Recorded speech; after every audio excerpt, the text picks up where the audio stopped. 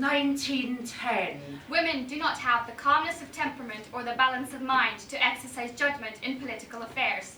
If we allow women to vote, it will mean the loss of social structure.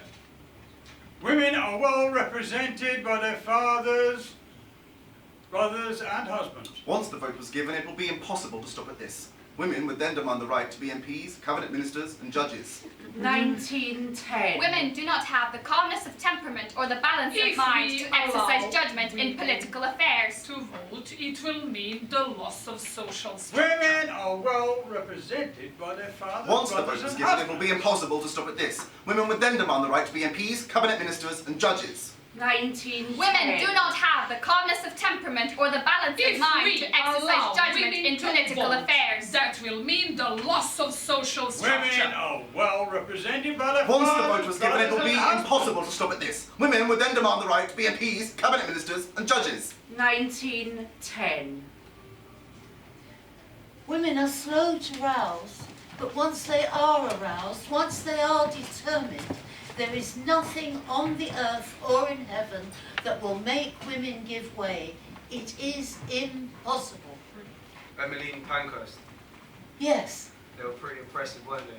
they were the women's suffragettes. They had to be. It's a beautiful statue of a remarkable woman. Emeline Pankhurst. She was one of the founders of the movement. Yeah, you sound like you know her. I suppose she's a part of all women's hearts. She should never be forgotten. None of them should be. Is that why you asked me to bring you here? What? You think because I'm sort of on my last feet? You think I'm going a bit garbled? No, Just because I've put myself into a home, it doesn't mean that I'm on the waiting list for St. Peter's Gate. Yeah, that's so embarrassing. Fetch me a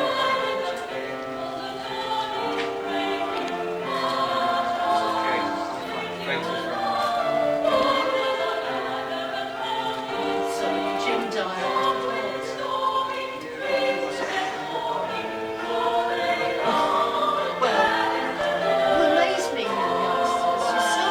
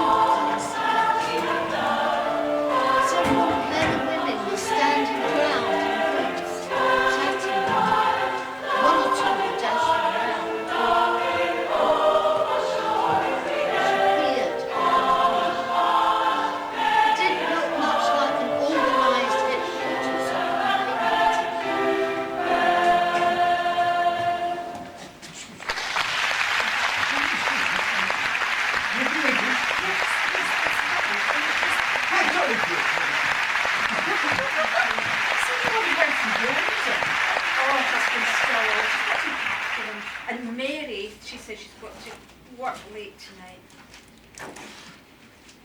Excuse me. I wouldn't sit there if I were you. I'm We sorry. don't generally sit at these meetings. Good heavens, Vaughn. What's what you're doing with those placards? You nearly took my head clean off. If I was you, want my advice, I would just trot along back home, Lesley. A friend of mine told me. I Well, should- she was wrong. This place is not for somebody like you. Someone like me. Wait. You haven't got what it takes. So why don't you just run along to your little ivory tower, Save us all the bother. Oh, I assure you, I won't be a bother. Look, the last thing any of us needs here is to be a babysitter. I'm not a child. How old are you?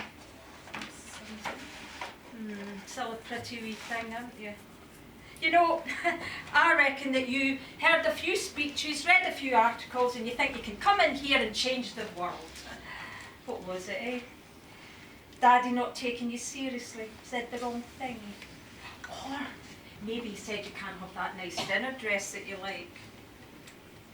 Well, I can assure you, you got me all wrong. I'm nothing like that. And if you don't mind me saying, I find you to be rather impertinent. And if I do mind, what then? Well, Do you think you've got what it takes to be a suffragette, do you? Well, you've got to be fierce and loyal and determined. You've got to be downright angry at times and then back to being calm in a split second. You've got to be loud and brave and strong. Not give a damn. Would you be able to shout at the top of your voice and shout out your message to the world and then not be downtrodden when you think nobody's listening? Can you stand tall when you're marching through the street and everybody's against you? And they're calling you names and laughing at you? Telling you to go back home where you should be? Are you willing to take a baton from the local bobby when you won't listen to him?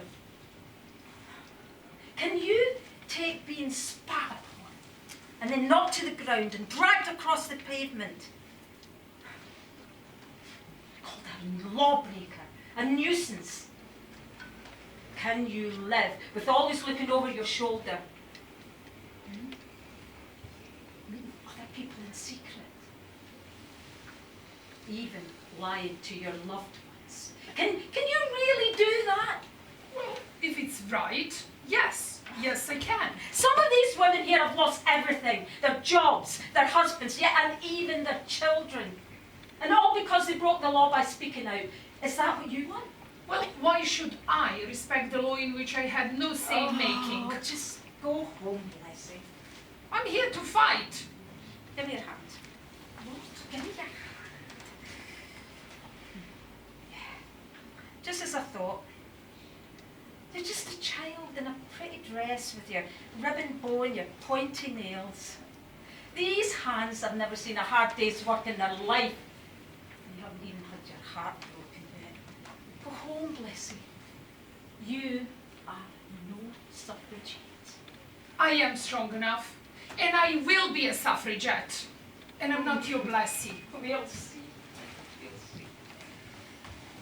Ah, you made it! I knew you would! You been here long? Long enough to get third degree. Oh, you've met more then! Hey, Maud, you ain't been scaring off any recruit, have you?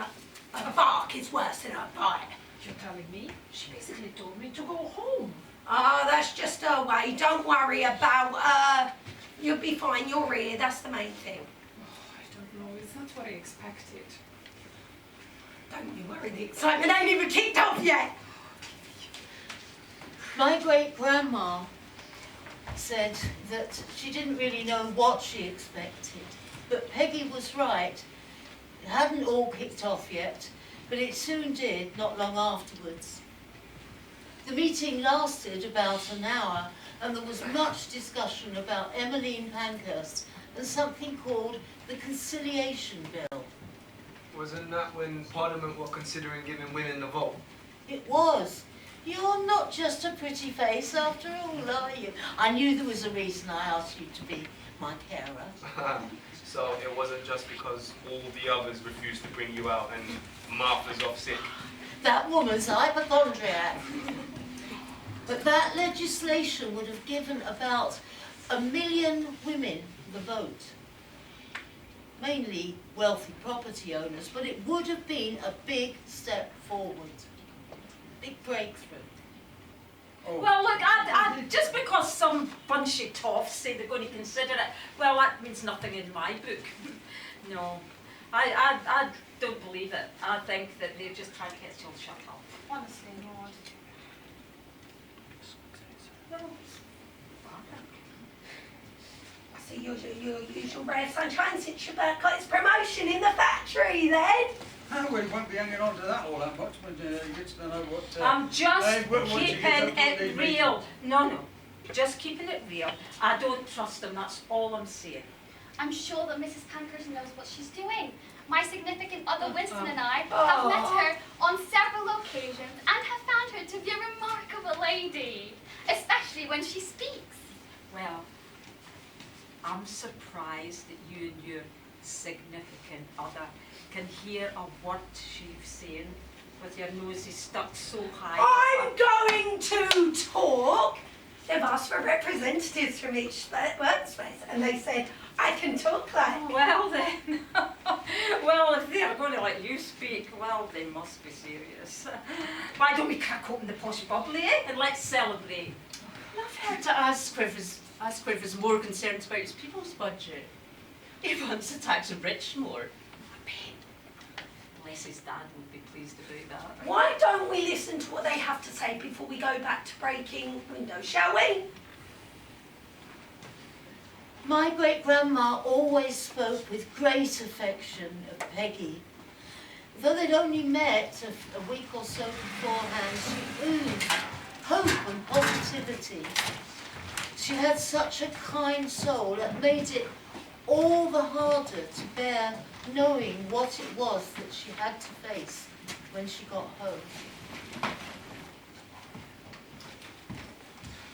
Well, Nena, I guess going to one meeting won't hurt. And if it satisfies your curiosity, I won't stand in your way. But do be vigilant, my little songbird. Don't get too carried away by it all.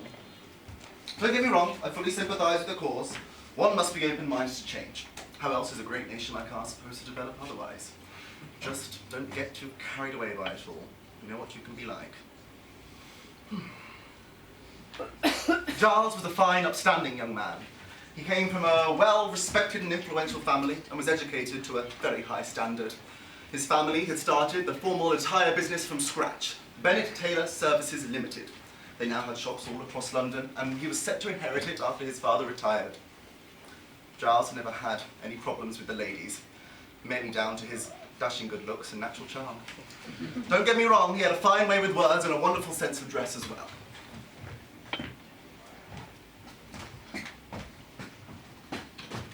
Molly always had been his little butterfly.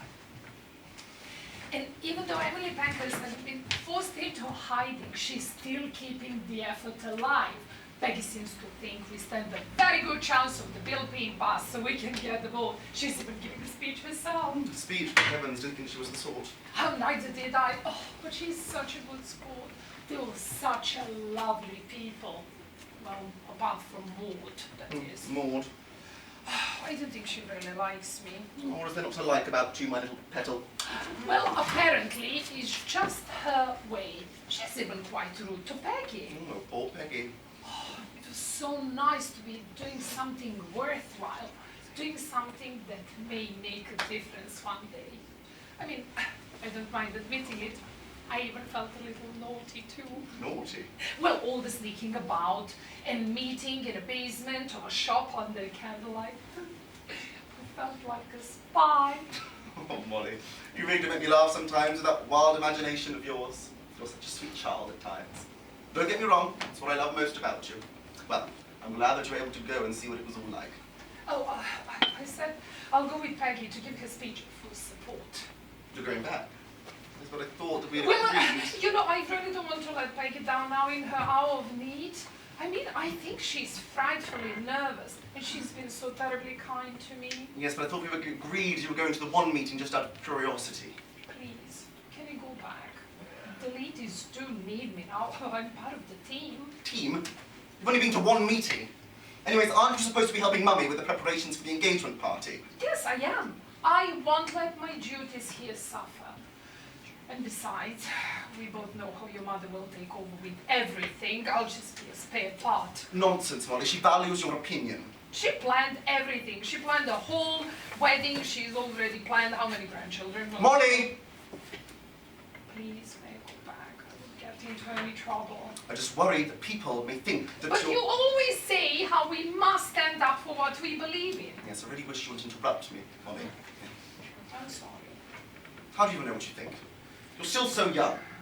I just don't want you doing something you're going to end up regretting. I won't. The only thing I'm doing is supporting a friend and going to a couple of meetings, that's all. Very well then. But you must help Mummy with the planning.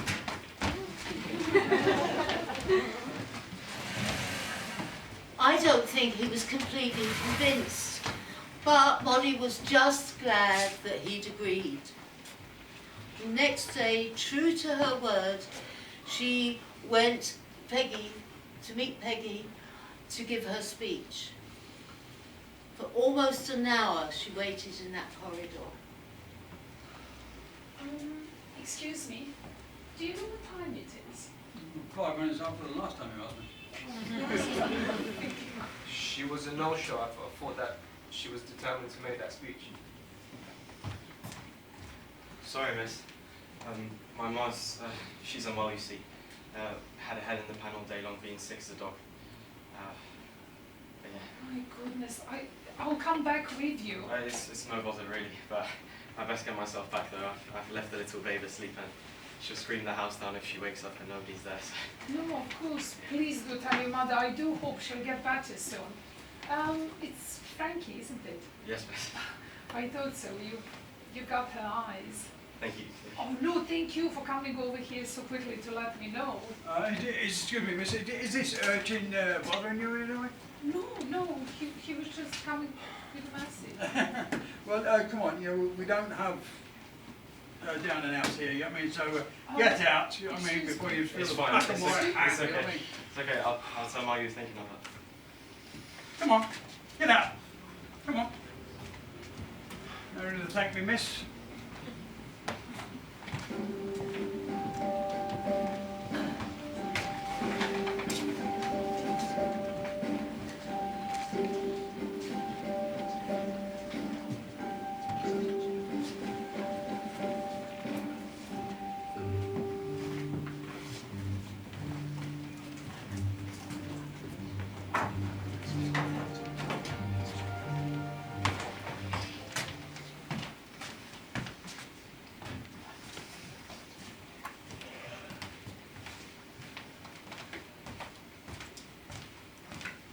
Well, I'm just saying, you sending Ron out there, it wouldn't be the right look. What? She said it won't be the right look, Ron. It should Right be, look. yeah, it should be us women out there doing it. I'm sorry, Ron, no offence or anything, but women are more likely to listen to other women. Only then can we drum up some more testimonials. Not that I think I'll do any good anyway. Maud, don't start that again. I've said my piece. Don't we know it? Does that mean I can come along? I've got a wonderful hat and a jacket. I can write my own speech. No, I'm not a bloody speech.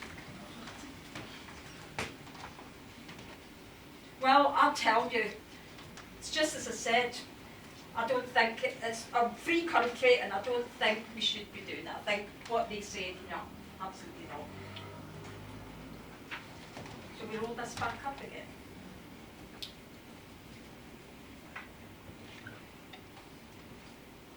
Molly, I didn't expect.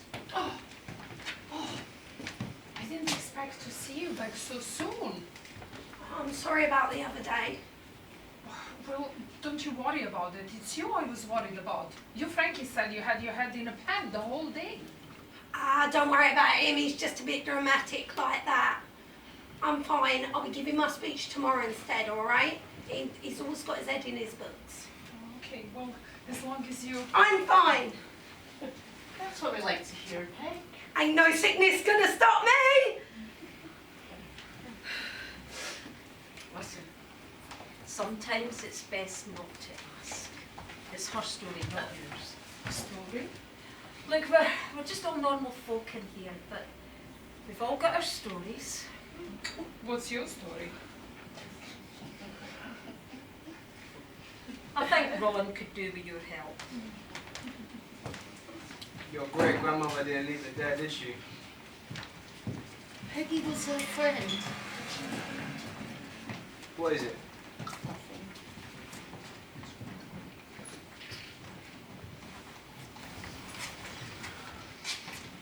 I told you, Peg. You ain't giving no speech. I said I am, and you ain't gonna stop me! You're making a laughing stock of me down the factory. You better do that yourself. Don't push me, Peg. I ain't in the mood. I'll go with you, Martha, to give you support. No, you bleeding will won't. Okay, Frankie. Tell him you didn't mean it, Frankie! Shit. No, I ain't gonna have this. You make it's stuck on your apron strings as it is. He needs to get his head out of that books and he needs to start manning up. There's nothing wrong with that boy liking his books, he just wants to better himself. He ain't right. You need to stop encouraging the boy. Well, I do my nose down the factory, don't I? You ain't giving no speech. You ain't going. I am, and you ain't gonna stop me! I swear. She should go if she wants. And who made you the man of the house now, eh? Eh? Frankie, tell him. Tell me what? He didn't mean it? I didn't mean it. See, he didn't mean it! Go inside, Peg. Why? I said go inside. I want to talk to the boy. I swear if you... I just want to talk to the boy.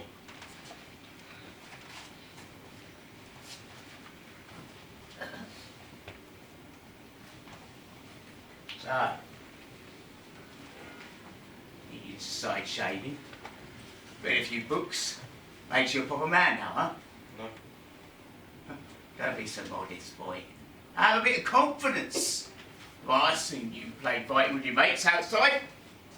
Let's see what you've got. What? Roll up your sleeves. Why? Come on, let's see if you've got the Andrews family right hook, shall we?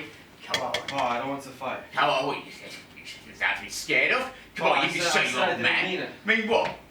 Come on, lift up your fists. That's, come on, stay up there, that's it. Keep up high now. Keep your eyes on me at all times. That's it, boy. Don't want to get smacked in the face now, do you? Keep your feet firmly on the ground now. Come on, keep your fists up higher than there. Now, let's see what you got now. Come on, hit me. No, Pa, I don't want to hit you. Come on, no, I don't want to hit you. Hit me. No, what, Pa, I don't want to hit you. You think you can hurt me? Hit me, I said. No. Hit me, I said. Hit me. No. Never challenge me again, boy, like that. I'll snook 7 bells out of you. Do you understand me, boy? I said. Yes. Yes, sir. Jesus Christ. You ain't gonna cry now on me, are you? Granddad, we turn in his grave to see how feeble you are. Call yourself a proper man? I'll tell you what, you need to stop hanging around with them friends of your mum's. It's gonna get you nowhere but trouble. You ain't a toff. You never will be one. There. Have a drink with your old man. I don't want to drink. What, you think you're good enough, too good to be having a drink with me now, do you?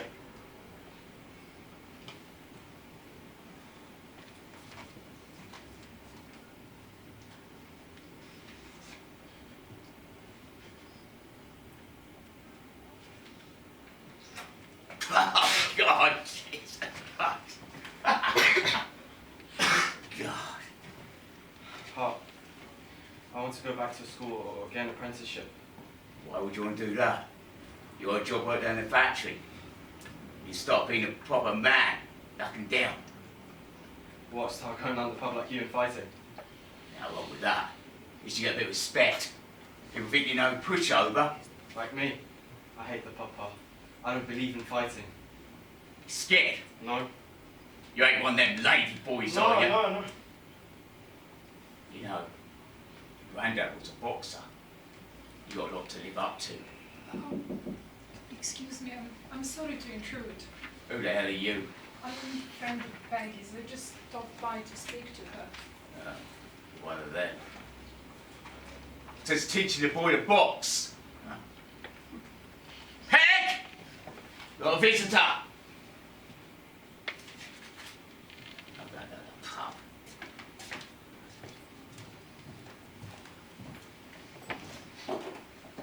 He's not right, you know. You don't measure a man by the size of his fist. Do they not? No. I have something for you. Your mother said you like to read, so I thought we'll make it. Oliver Twist. Yeah, just one more box. I've heard parts of it. It's supposed to be really good. Well, I'll read it to you and give it back to you straight away. Oh, no. It's for you to keep it. Mine? Mine, really? Molly, I've never had a book of mine before. You're welcome. Enjoy it. Oh, I heard voices. Has your father got two? Oh. Ah, don't suppose he left the housekeeping behind, did he? Now get yourself inside, Frankie. Thank you. My pleasure. See you, Frankie. So what do I owe this pleasure? Oh, I just stopped by to see how you are. I'm fine. I was worried. It's just something I'm at. I'll be giving my speech tomorrow, just you see. But you are. It's fine. He's fed. Don't worry. You know what? It's not right. You don't have to put up Not all bad. He tries his best. by drinking every It's hard. You shouldn't. He's my husband and it's my choice. But I'll see you tomorrow. see you. Bye.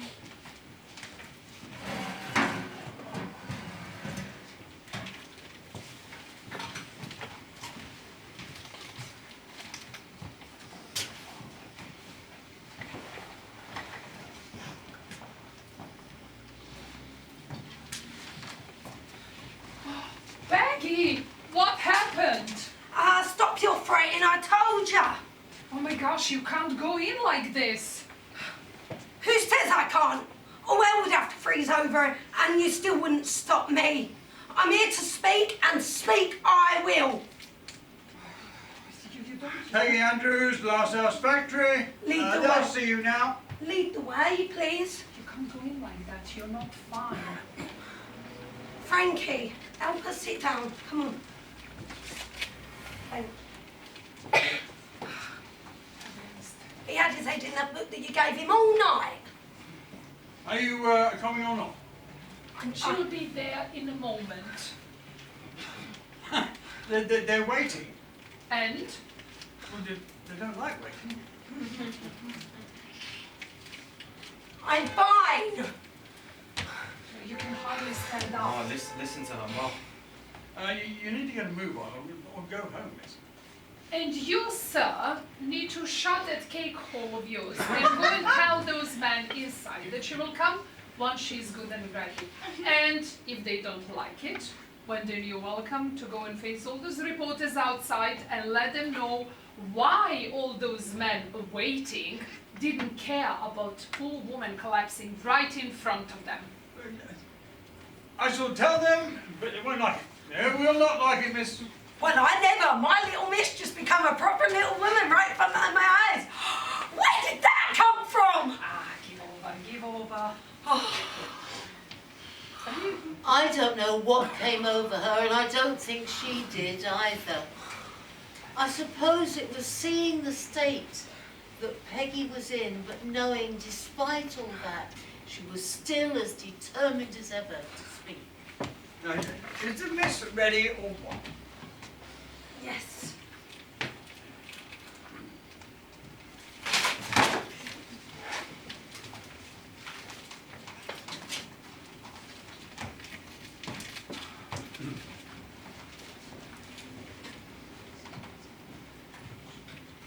You like it, Mrs. Andrews?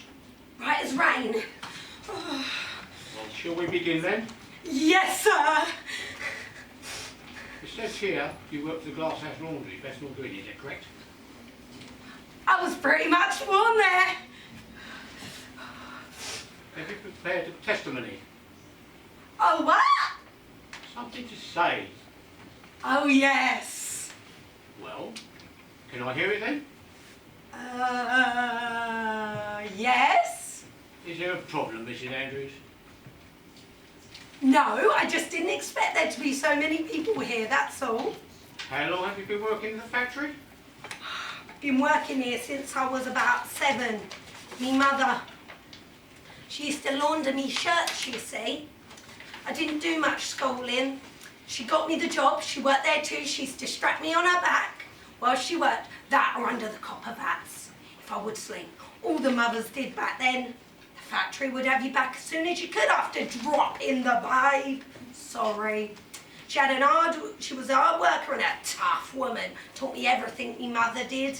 She ain't no longer with us. God rest her soul. God rest her soul. Oh, that tipped and scalded her. You see, she couldn't work no more and she got sick. My father wasn't around. In fact, she wouldn't have a bad word said about him. Love is love. They said I was good at me job. Got me hands for it. Look, everyone. I was made head washer at 17 and forewoman at 20. Been doing it since. Although, I don't know how much longer though. London life is a short for a woman, you see. You get aches. Sorry, chesty coughs. Crushed fingers, leg ulcers, burns. Headaches from the gas. We had one girl last year poisoned, all for 13 shillings a week.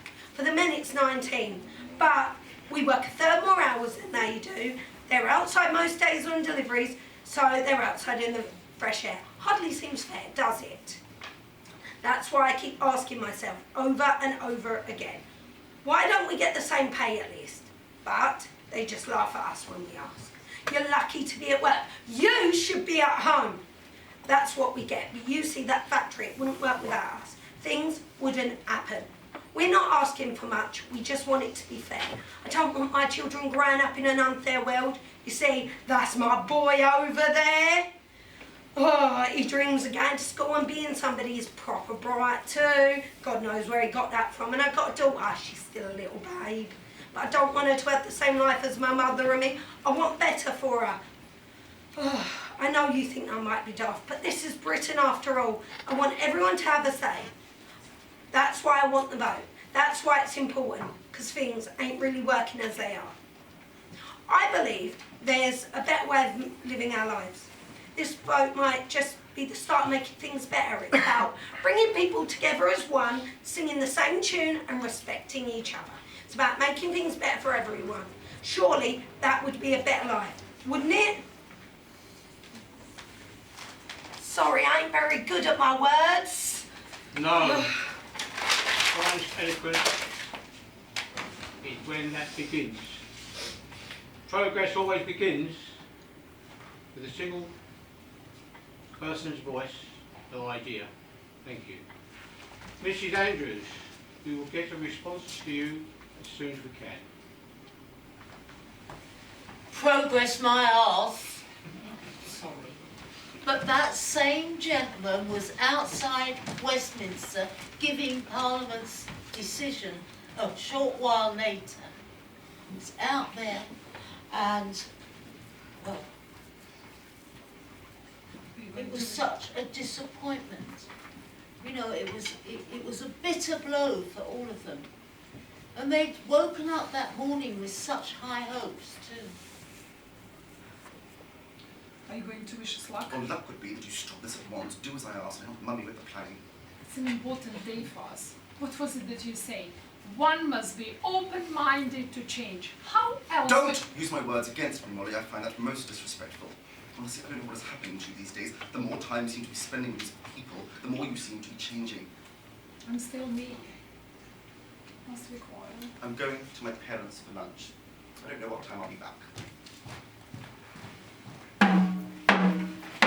Shout, shout, on with your song, cry with the wind, for the dawn is breaking. March, march, swing you along, wide goes our banner and hope is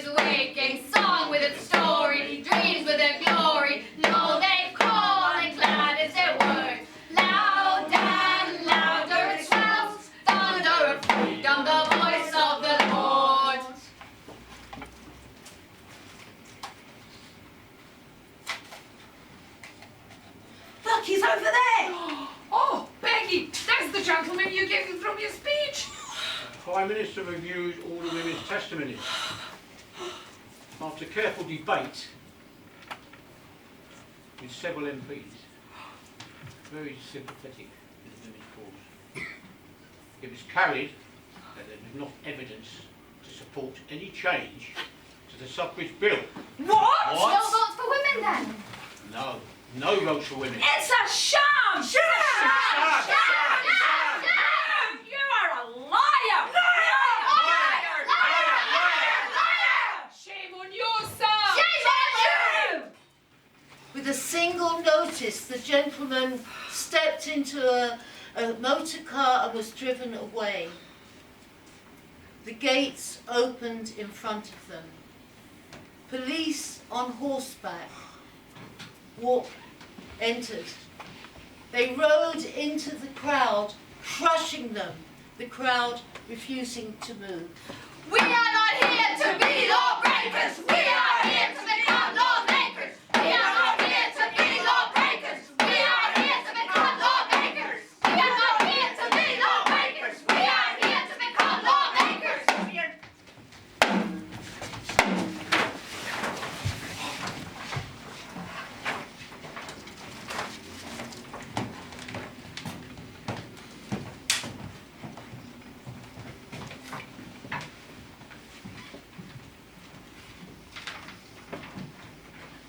Chancellor's interrupters beaten, stunned and kicked by mob, the Daily Mirror reported. Whether you agree or disagree with the militant methods of the Suffragettes, it is impossible to justify the brutal attitude on the part of both the police and the crowd around them. One woman's hat was torn away and armed with sticks. She was battered to the head, in the face and other parts of her body. Others tried to protect the woman, but their efforts were useless. One man forced his way through the dense mass to where the woman's fainted body lay to try to help her up. But she was quickly picked up and carried to a police carriage and taken away. The howling crowd continued to hold their position, but more punches and blows were seen. Several women fell to the floor injured, and many arrests were made. A woman called Miss May Billinghurst recounted her experiences at the hands of both the police and angry mob that surrounded another protest. I am lame and cannot walk or get about at all without the end of a high tricycle, and therefore obliged to go to the deputation riding on the machine. At first, the police threw me out of the machine onto the ground in a brutal manner. Secondly, when on my machine again, they tried to push me along with my arms twisted behind me in a very painful position, with one of my fingers bent right back, which caused great agony. Thirdly, they took me down a side road and left me in the middle of a hooligan crowd, first taking all the valves out of the wheels and pocketing them so that I could not move, and then left me to the crowd of roughs.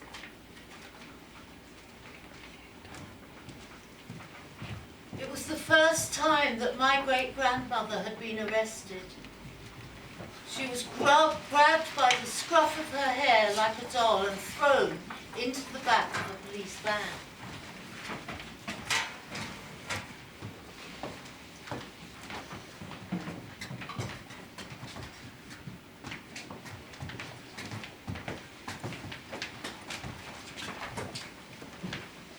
My fiancé is expecting me home by 6. That depends on you. Would you like me to contact him? You know, most of the suffragettes that we pick up are quite rough little diamonds. Sure, some of them are high class, but still always something quite rogue about them. Sad thing is, most of them are just hod carriers, pawns and chess piece. Do you know what I think? I think the suffragettes are troublemakers. I think you're twisted, sick attention seekers. We are not attention seekers. Selfish. We just want things to be fair. Dangerous. We are not the one bashing unarmed women with buttons. Criminals. We are most certainly not criminals. You broke the law. You disturbed the peace. You threatened a member of parliament. He lied! Oh, and your response is to become highly emotional, lose your senses and scream out insults? How's that supposed to prove that you're worthy of being in post of responsibility or entitled to say how this country's led, eh? He lied. Prison is a very unpleasant place, especially for a woman like yourself. Is that where you want to end up? In a cold, damp cell all by yourself?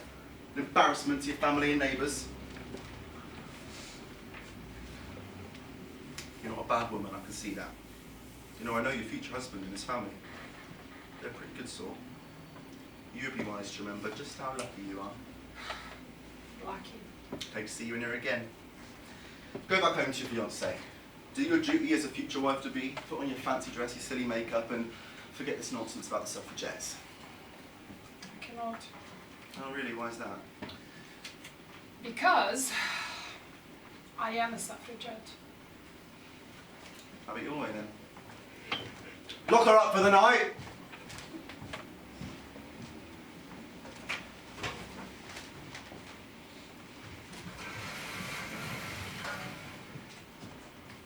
It was the longest night of her life trying to sleep in that police cell.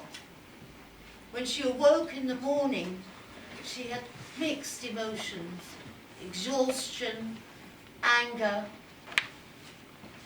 deflated, sadness. But most of all, she felt proud. Proud. But her stomach was still in knots as she looked up the road to see if her fiancé was coming to meet her. But Giles didn't come. She didn't really expect him. But still, she couldn't help feeling hurt.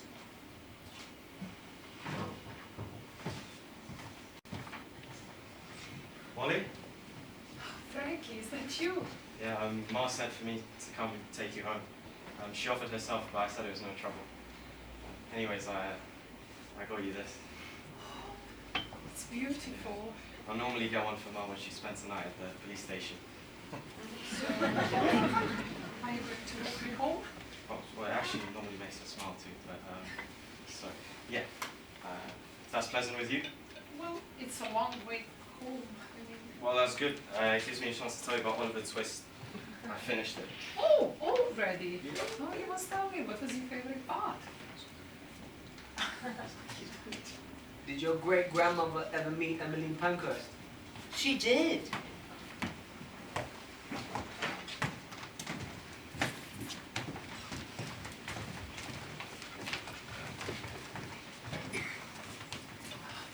Have you ever heard her speak before? Ron has. She's a fearless woman. I mean, she's fiery, feisty indeed. She's just a woman like any of the rest of us. There's no need to dress up in painted gold. They all met up at a secret location because Emeline Pankhurst was wanted by the police. She'd not appeared in public for several months.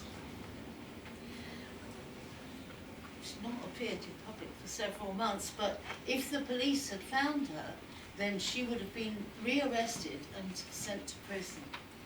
A crowd of people were waiting for her outside the house in a quiet street. There was an excited chatter amongst them all, eagerly awaiting. Just then, a woman appeared in front of them. The crowd cheered and...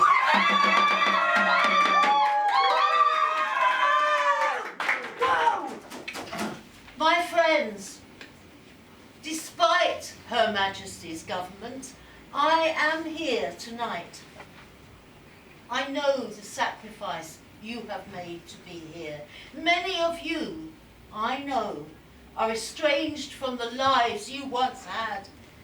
Yet I feel your spirit tonight.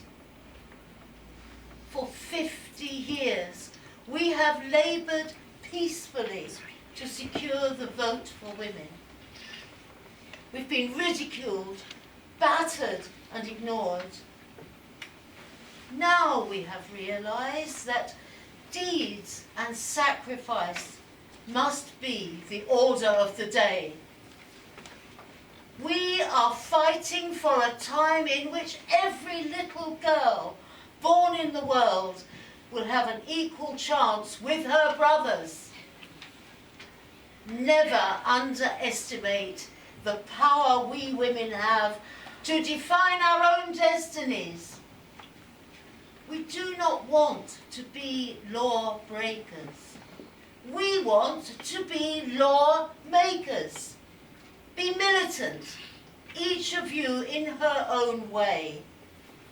Those of you who can break windows, break them. Those of you who can further attack the sacred idol of property, do so. we have been left with no alternative but to defy this government. If we must go to prison to obtain this vote, let it be the windows of government and not the bodies of women that are broken. I incite this meeting and all the women of Britain to rebellion. I would rather be a rebel than a slave. Never surrender, never give up the fight.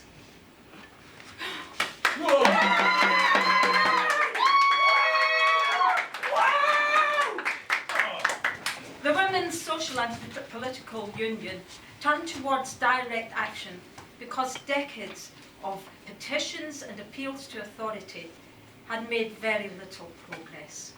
Deeds, not words, was the WSPU's slogan, and the momentum of the movement made its participants feel that finally it had attracted the government's attention, because now they were the focus of the political world.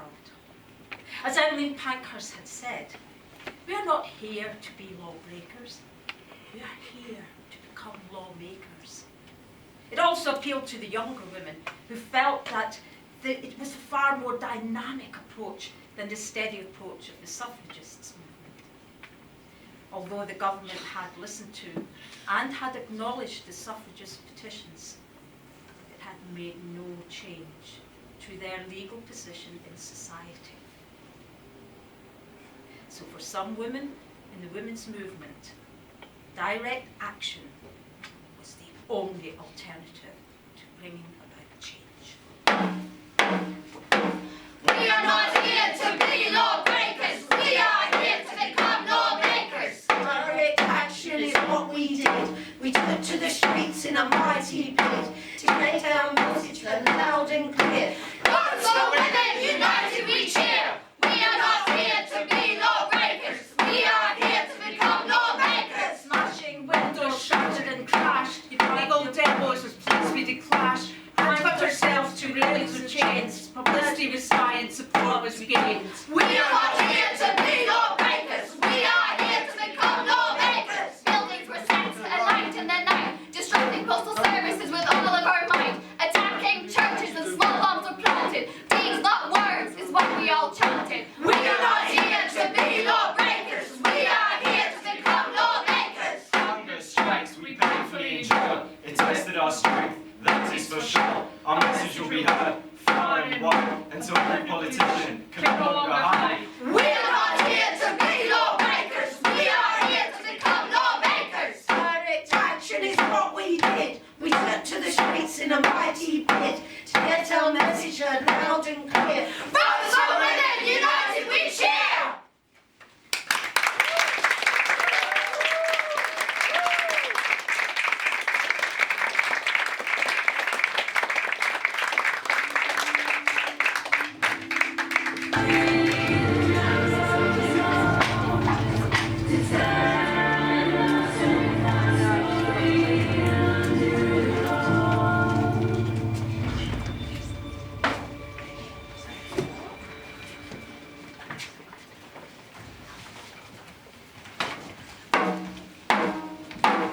We are not here to be lawbreakers. We are here to become lawmakers. Direct action is what we did. We took to the streets in a mighty bid to get our message heard loud and clear. Vote for women, united we cheer. We are not here to be lawbreakers. We are here to become lawmakers. Smashing windows, shattered and crashed.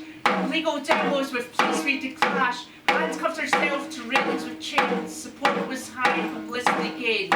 We are not here to be lawbreakers. We are here to become lawmakers. Buildings were set alight in the night, disrupting postal services with all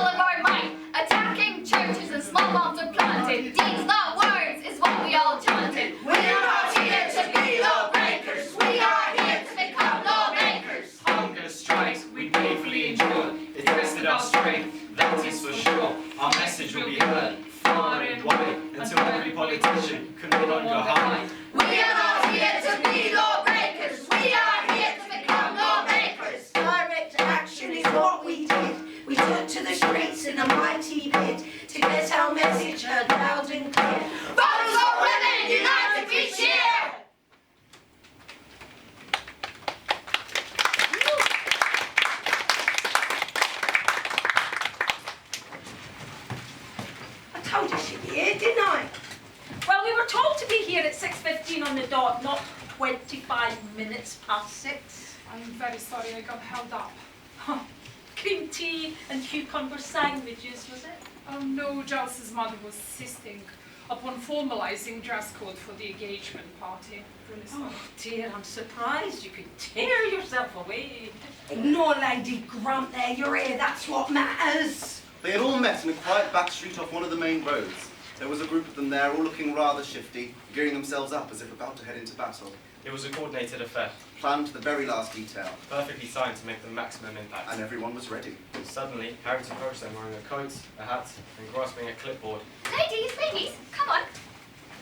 Long or short sentences? Sentences? Oh, Molly, dear, you didn't expect to be sleeping in the comfort of your own bed tonight, did you? Oh, the poor wee blessish hasn't got a clue. That husband of yours needs a good kicking up his backside. I can only be away from her for a few days. My Albert will be back from his mother's then. That husband of yours needs a good kicking, you know that. Oh, Peggy, you're a fine one to talk. Harriet scribbled onto her clipboard without once looking over her enormous spectacles. Don't worry, Peggy, bound to get arrested, everyone does. Well, if you don't think you're up for it, you can just trot along to that fiancé of yours. I can do a short sentence. Are you sure? Yes, I'm sure. Long stay, Maud? Of course. What about you, Peggy? Don't forget you've got the wee babe to think about now. Oh, don't worry, Frankie's gonna look after him, so it's a long one this time. They could hear the noise of the busy street not far away. Car engines, people talking, the odd police whistle. Don't forget the official advice upon being arrested from the WSPU. When arrested and taken to Cannon Row or other police stations, you will, after an interval, be bailed out and return to your home or hostess. In the morning, you should surrender at the time mentioned on your charge sheet. At the police court, bringing with you a packed bag filled with everything you are likely to need during your imprisonment. Peggy, go show Molly where to go find a small window. You tag along with me too, Sally. Maud, please try and keep that temper of yours under your hat this time. We don't want a repeat of what happened last time. Have you all got your implements with you? The ladies took out their bricks. Implements? Bricks? Oh, it's okay, Molly. You can use my hammer. I always have a spare. It's best to be over-prepared, as my dear significant other Winston always says. The street was packed with shoppers, workers, and traffic alike. Cars tooting their horns as if to get past the busy, parked-up vehicles and buses. And so then the ladies made their way across the road to the opposite side of the street. Molly couldn't help but feel like a wanted criminal already. Whatever you do, don't look down. Bobbies can smell guilt a mile away. Harriet and Maud made their way further down the street towards the museum. The building had enormous windows reaching from the ground right up tall into the air.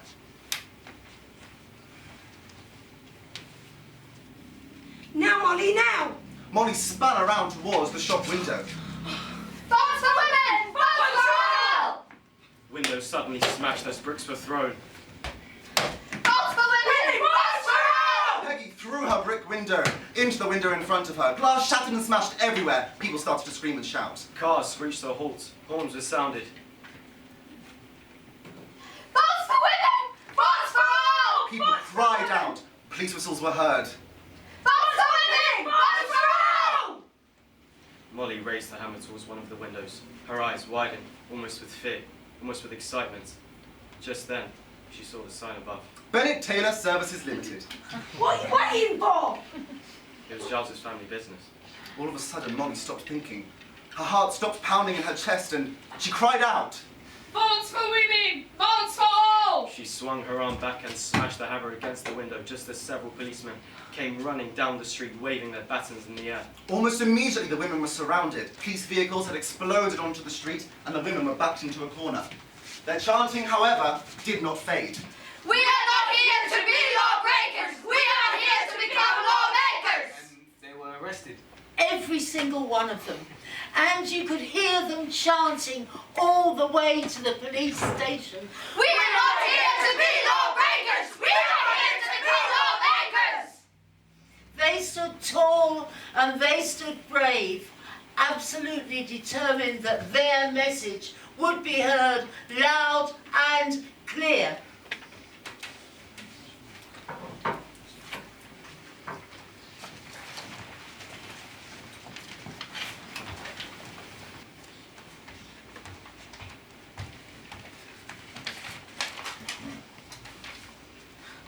arrival, the women were stripped and forced to wear prison clothes. Some were given haircuts and their belongings were taken away from them. Their cells were very basic and the conditions were harsh. The government were embarrassed and unsure on how to deal with so many women being arrested. One thing which was allowed were women were able to write and receive letters. These letters still serve as a shocking memory of what life was like for the suffragettes. Many suffragettes who took direct action were arrested for breaking various laws. Mainly those that protected private property and went to prison. From the start of the 20th century, beginning of World War I, almost 1,000 suffragettes were imprisoned. Emeline Pankhurst went to jail 3 times. The imprisoned women were angry they were being treated as criminals for demanding their rights.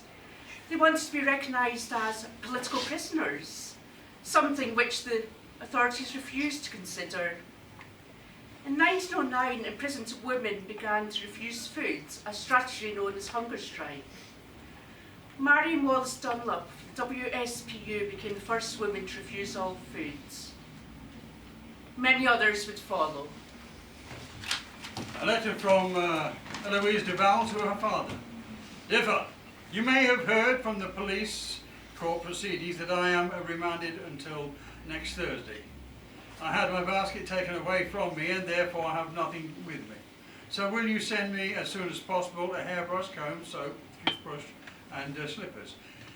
And I have no money with me, so please send me some also. Soon after my arrival last night I heard a band outside playing the marching song and it was most encouraging. I shall listen to it again tonight.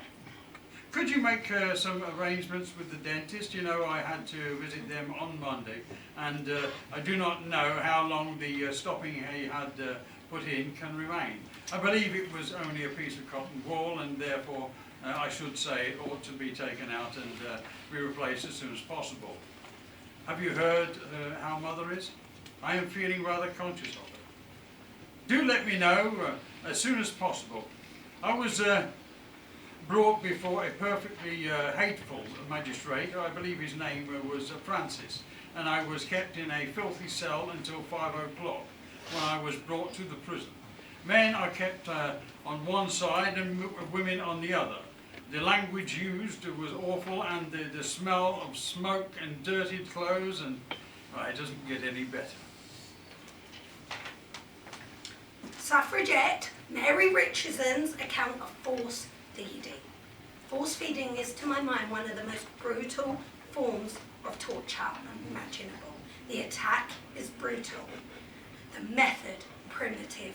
When I was first forcibly fed, I offered only passive resistance. But after a few days, the process became so degrading, so morally staining to me, as well as increasingly painful, that I was obliged to resist the struggle. With 10 wardresses is severe, and in its arms and legs were twisted, and the hands badly cut by the wardresses' nails. After these 10 wardresses had come at me and thrown me violently on the bed, 3 of them lay full weight across my legs. My knees are still painful. I cannot go up and down the stairs without difficulty. On several occasions, wardresses fell on top of me, once so severely injuring my ribs that I could not lie in bed on my left side for several days. Twice my head was thrown against the wall of the cell, owing to my feet being taken from under me violently. My face was blackened and swollen from this.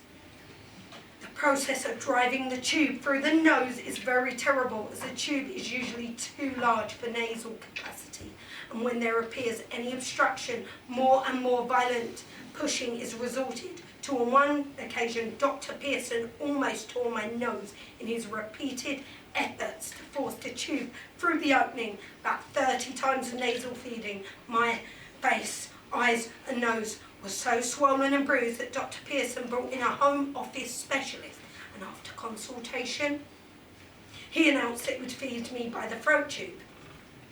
Thereafter I refused to be and set my teeth together, whereupon he ran his second finger through my lips, cutting them, and then finding the extremity of my jaw, He deliberately cut my cheek with his fingernail.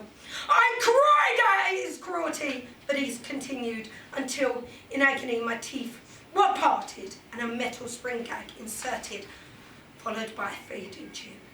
By this time, the blood from my cut cheek and gums were running from the corner of my mouth down the neck into my clothing, and I began to choke violently.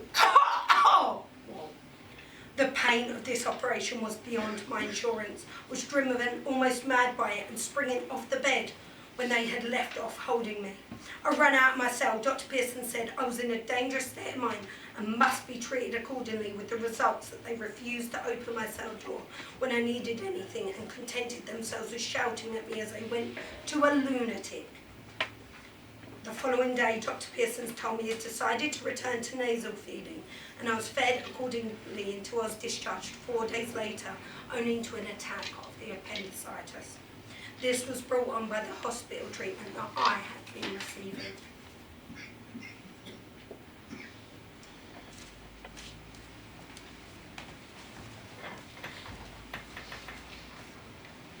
Harriet? She's probably sleeping. Just leave her be. I'm not sleeping. How can anyone sleep in this place? Are you all right? I've heard they came for you earlier. No need to fuss. They held me down. They sat on my legs and arms. My mouth, it feels so sorry. I couldn't. Look, try not to think about it, Pet. Go about here, no time. Just try and get some sleep. I'm cold.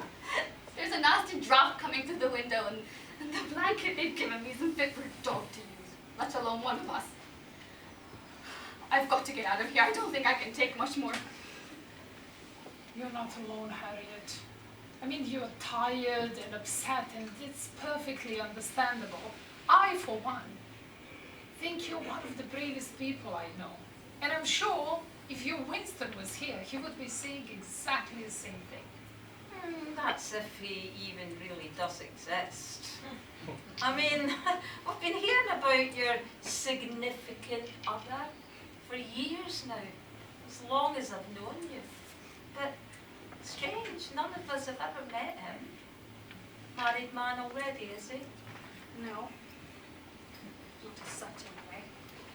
So he's married. Harriet Granger. I thought I knew you. His wife died soon after they were married. She was hit by a bus crossing the road to get at him. It happened right in front of his own eyes. Blimey. He's found it hard to forgive himself. Oh, I'm sure he's a proper gentleman. He is. He brings me flowers all the time. And he only needs to look at me with that smile of his to make me blush. And you know what? You're going to see him in no time. That's what you should be thinking of. That's what I do when I'm sad. I just close my eyes and think of something that makes me happy. What about that Giles of yours? I haven't heard from him, but he must be busy. His family is opening up a new shop in North. Embarrassed, more likely. Sorry, bless him. And your Bert? Oh, he won't come. Silly old sod. He's up to his eyeballs looking after the children. I didn't know you have children. Grandchildren. 5 of them. Her daughter ran away with another fella. I haven't seen her since. Her father's in the army. The way along. So the children live with us. Oh, I'm sorry. Nothing to be sorry about. It is what it is. Is all of this worth it? Of course it is. You've heard what Mrs. Pankhurst said. It's going to get tough. But we ought to do it. We ought to do it for the sake of our children, and we ought to do it because we need to give an equal chance to next generation of women. We need you, Harriet. What if I'm not strong enough? Of course you're strong enough. Who else is going to organize us for our protest, Who else will have a spare hammer when I forget to bring my own? Who will make sure that Ron doesn't chop somebody's head off while moving the placards? Let's not forget our dearest Maud. I mean, who will keep a Maud in her place? She's right. We do need you.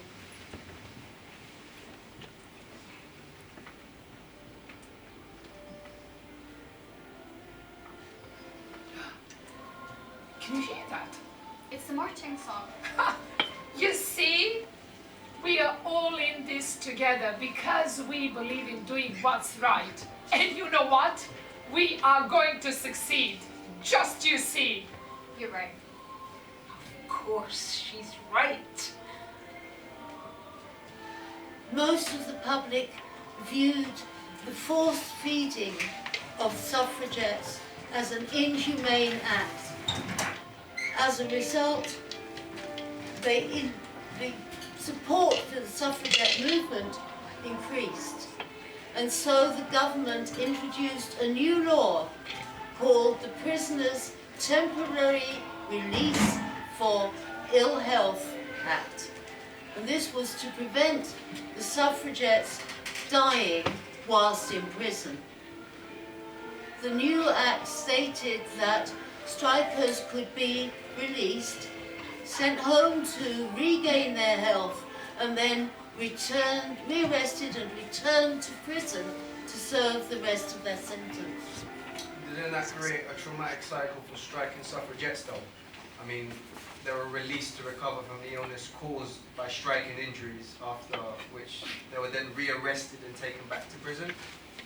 Indeed, and that's why the act soon became known as the Cat and Mouse Act. But the support was still growing. Definitely, it was. Couldn't have been easy on their loved ones either. No. Some relationships it strengthened, others it broke. Progress is hard.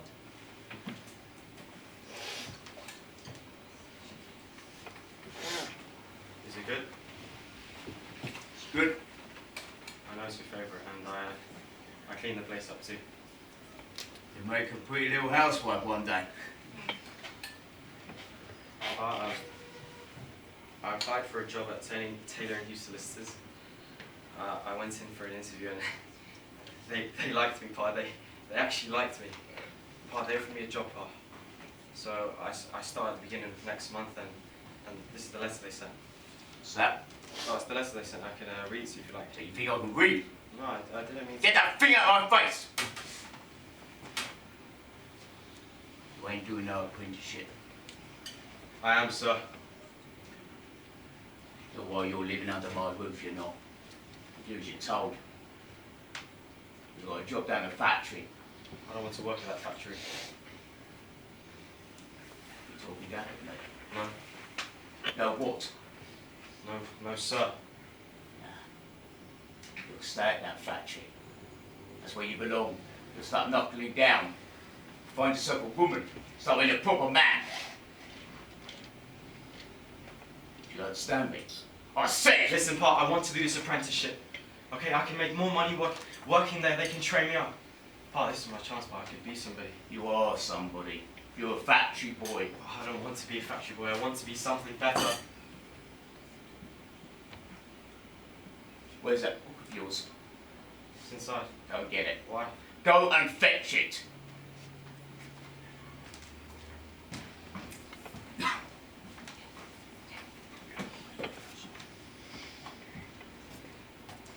Give it here. Pa, what are you doing? Now. Pa? No more talk. What are you doing, This Pa? silly, Pa! silly lark. Do you understand me? No more talk. You're a factory worker. Nothing more, nothing less. At the start time you start getting used to it. So all this silly lark. All this silly business of trying to be something you're never going to be good enough to be. No more talk of this. Joining this law firm. Do you understand me? Do you hear me? Yes, yes.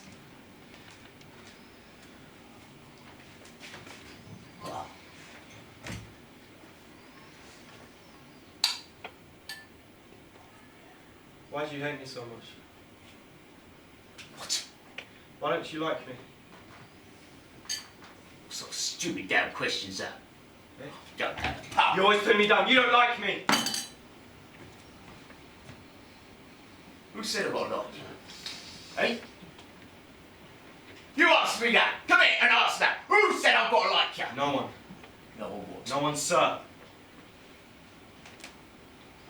Is there food in the cupboards? Yes, sir. Meals on the floor? Yes, sir. You got a roof over your head? Yes, sir. You bed to sleep Yes, in? sir. Clothes on your back? Yes, sir. And why is that? Because of you. Because of little old me. Little old factory working me. You've got it. I go to work every day in the dark. I come home in the dark. I go to work every day, breaking my back, being told what to do. All for 19 shillings a week. I do that for my family. I do that for your sorry-for little ass. That's what a man has to do. He has to look after his family. Can't do that, sitting at home, having his head in his books, dreaming of being something he's never going to be good enough to be. Do you understand me? You're scared. What? Yes, scared. Scared because I've got dreams. And people think I'm good enough and I am good enough, Pa. I don't want to sit here doing some factory job every day for the rest of my life. Being unhappy, being angry, struggling to keep a roof over my head. Listen, Pa, I know you've looked after me, okay? And I know I owe you. And Pa, I want to make you proud. And I want to be somebody. I want to wear a suit and sit in an office. I want to educate myself and challenge my mind. I want to ask questions and debate and talk about life. Talk about people and issues. I don't want to stand still. I don't want my life to be about just working in a factory, coming home, drinking myself to sleep, beating my wife. Okay? I don't want to be you.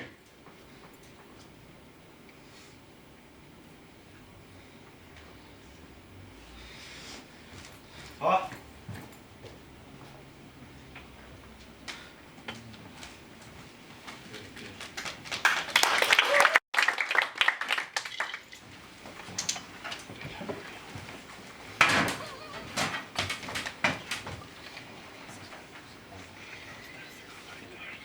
My father has bought a rather splendid little house in the nearby city close to the new shop. It's quite fancy, actually. 3 bedrooms and a rather splendid garden, perfect for entertaining guests in the summer. Are you even listening to me, Butterfly? Sorry, I'm a bit tired. Oh, boring you, am I? It was a rather late night last night. Yes, that's because you were out late yet again. That's another one of those meetings. I met the most remarkable woman last night, rather passionate about the cause. She's planning to do something rather big at Davey. I don't know what will it be, but I'm sure it will be a protest of some sort. She was so strong-willed. I felt so inspired by her. Oh, really? Well, I'm sorry that we are so bland. What should be like that? It's frightening, jealous, and childlike. You're laughing at me. No, of course not. I simply love how passionate you are about your father's shop. I think it's quite cute. Cute? Yes, cute. I love how your eyes lights up. I mean, we should go and visit the shop once it's open. Maybe when the protest are quite enough. Haven't you been listening to a word I've been saying these past few weeks, Molly? We won't be visiting there. We're going to be living there permanently. It's my father's wedding gift to us, along with the house, obviously. But that's up north. I can't go there. What about the Suffragettes? Darling. Oh, they'll do without you. Besides, my parents have become rather concerned recently about these people you've become associated with. Obviously, I've been defending you, and they've been most patient and understanding. But listen, my little songbird. There comes a time when every young bird must fly the nest. Besides, the investors have also become quite concerned and feel that it may be best that we focus our joint efforts with you on my arm to making this new shop a success, eh? I have a duty to Suffragettes. What about your duty to me as my wife-to-be? Surely, Petal, that is far more important, isn't it? No, I'm sorry. I can't. My place is here. I can't move up. No. Have you lost your mind, Molly? I mean, can't you manage one of the shops here in London? I don't believe you're questioning this. This is not up for negotiation. You're my future wife-to-be. Your place is with me, supporting me. Why haven't you visited me? I've been in prison 3 times, and you haven't visited me once. Well, it wouldn't have sent the right message. My family has a reputation to uphold. Oh, so you your family's reputation is more important than me. Now you listen to me, Molly. I've humoured you far enough, but this has become an outrage. You are my fiancée, and your place is with me supporting me. It is not your place to interrogate your future husband. I'm not going to marry you, Giles. I'm sorry. What are you saying? Of course you're going to marry me, Butterfly. You're just tired, that's all. You need time to rest and think things through clearly with a mature and reasonable mind. Then you will see that this is the perfect opportunity for us and that moving is the right thing to do. Yes. I love you, Giles, but I'm not going to marry you. And I'm going to go now. Well, where are you going? No, you can't go. Molly, you can't leave. You cannot leave, Molly. You know that if you walk out that door, then there's no coming back. There is no coming back. What am I going to tell Mummy? She's been planning this engagement party for months. Molly, I can have any woman that I want, you know. There are hundreds of women out there who would give their right arms to be in your place. I'll always love you. Goodbye, Giles. Didn't she realise when she was giving up? I thought that she loved him. She did. But I think she realised that she wasn't the same woman as she once was. She wasn't his... She'd become a woman. She wasn't his songbird or his butterfly. She was a real woman. A few weeks later, a young woman that Molly had mentioned, a young woman called Emily Davison, met her death under the hooves of the King's horse at the Epsom Derby. It was a very controversial act at the time, many people hailing her as a brave martyr and others claiming that she was irresponsible. Even today, it's not really known what she had intended or why she met her death in that way.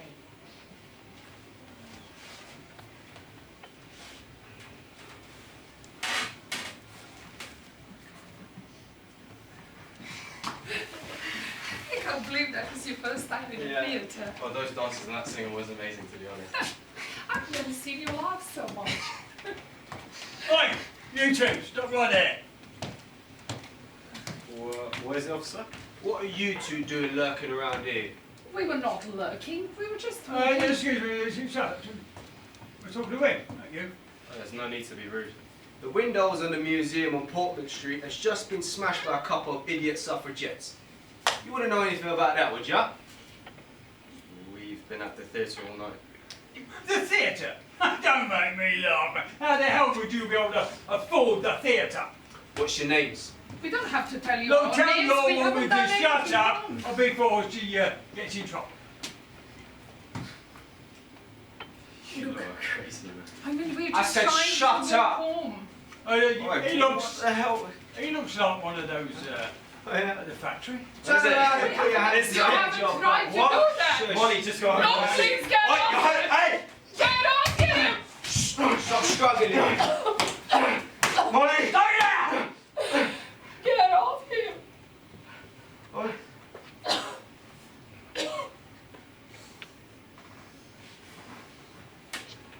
The official report stated that Frankie had become violent as soon as the police officers appeared and that he had refused an arrest. Molly's statement was totally ignored.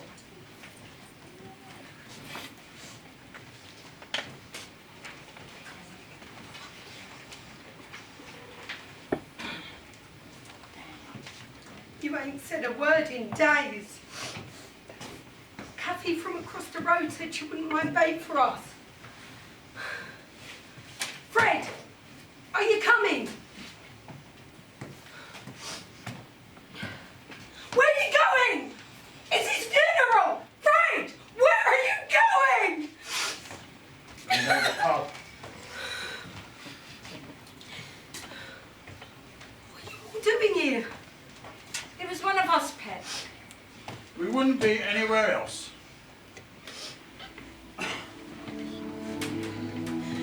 Frankie's death hit them all hard. They continued to meet, but there was a sadness and a coldness in the air.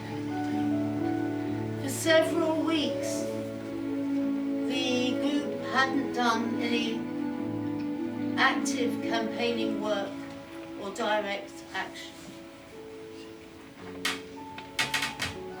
You all know that I'm nearly deaf, don't you? I can still hear some things. Still hear the tears, the emptiness. Well, I'm no woman. Well, at least I wasn't last time I looked. But, so most people, you know, they look at me a bit funny when I tell them I'm a suffragette. Yeah.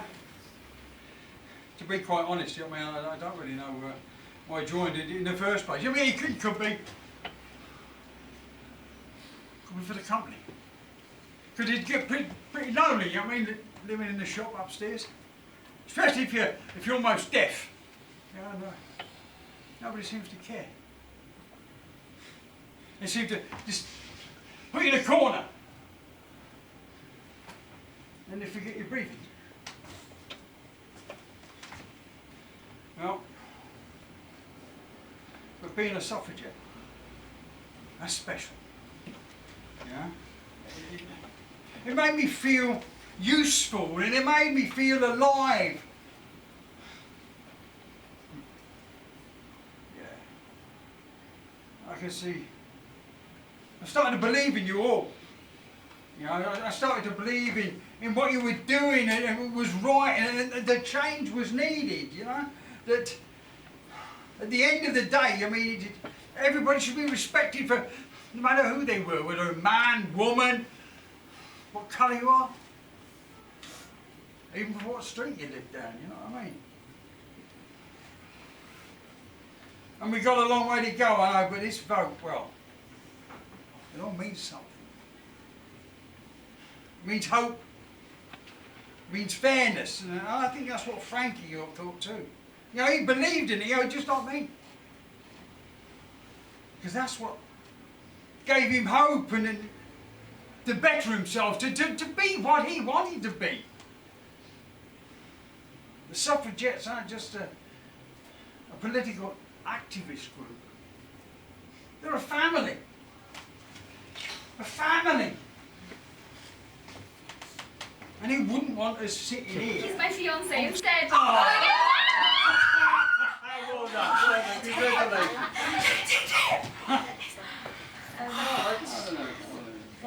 Would like to have a word with you, Molly.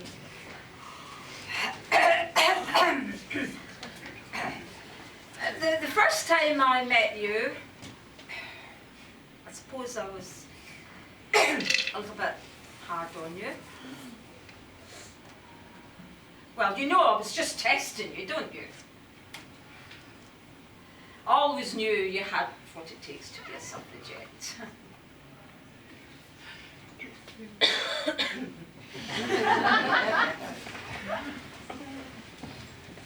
Suffragette movement led to the arrest of more than a thousand British women. In 1918, the vote was given to certain women over the age of 30.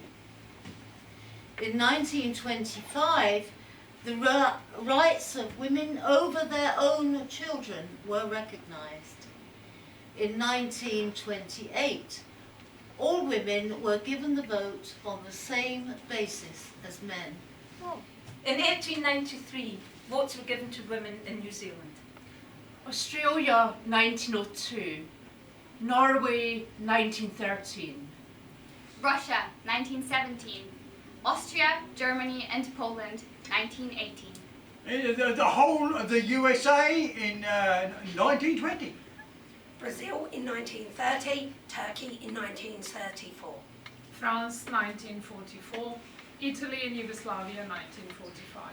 China and India in 1949, Mexico in 1953. Switzerland in 1971, Jordan 1974. Nigeria in 1976. Qatar in 2003. The fight is still on for women in Saudi Arabia.